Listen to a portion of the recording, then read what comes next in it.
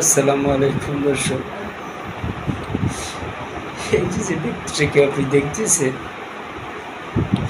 ওর বক্তব্য শোনার পর আমার হৃদয় থেকে রক্ত খরচ হয়েছে। আমি সহ্য করতে পারতেছি না ওর আলোচনা শুনে। ইসলাম নিয়ে এত কটূক্তি করেছে, যে কটূক্তি নবীর জামানায় যখন ইসলাম নতুন এসেছিল তখন পর্যন্ত কাফের মুশরিকেরা পর্যন্ত এমন মন্তব্য করতে পারি নাই।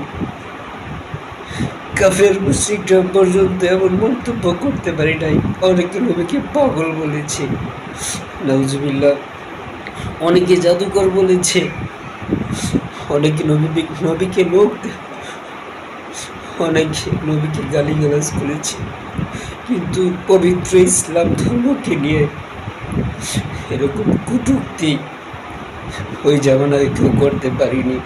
কিন্তু আফসোসের বিষয়, আজ দেশের মধ্যে প্রত্যেকটা রাষ্ট্রের মধ্যে কোটি কোটি মুসলমান থাকা সত্ত্বেও এই মানুষটা কিভাবে আমার প্রিয় ইসলাম নিয়ে কটূক্তি করে আমার বুঝে আসে না। আমি কথাগুলো শোনার পর সঙ্গে সঙ্গে, সে যেহেতু আল্লাহ সৃষ্টিটা মাখলুক, শ্রেষ্ঠ জীব মানুষ, আমি 2 রাকাত নামাজ পড়ে আল্লাহর কাছে দোয়া করেছি, আল্লাহ যে আমার দিলকে নিয়ে এভাবে কটূক্তি করেছে, তার যদি হৃদায়ত থাকে তো তুমি তাকে হৃদায়ত দান করে দিও।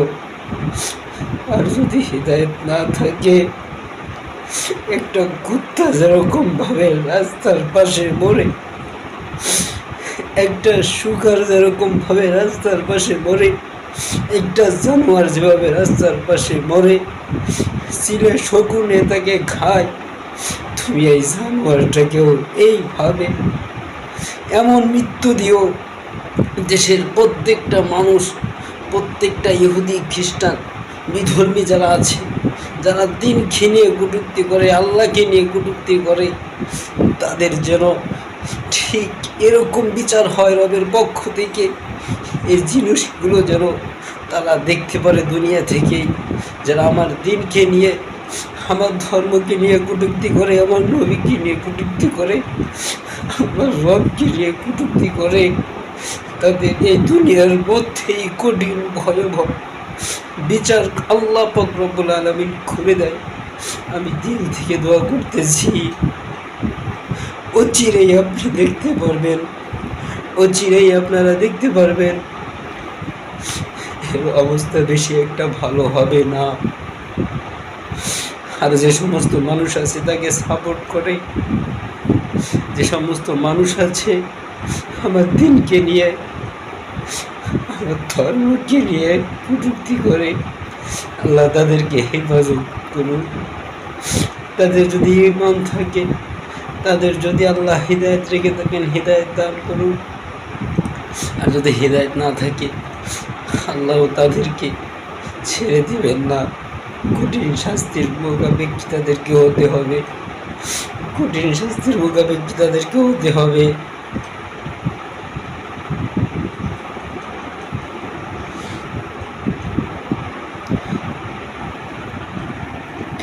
আসলে কি বলবো, আমি সহ্য করতে পারতেছি না এই ব্যথাগুলো। আমার কলিজার মধ্যে আঘাত করে যাওয়ার প্রত্যেকটা কথা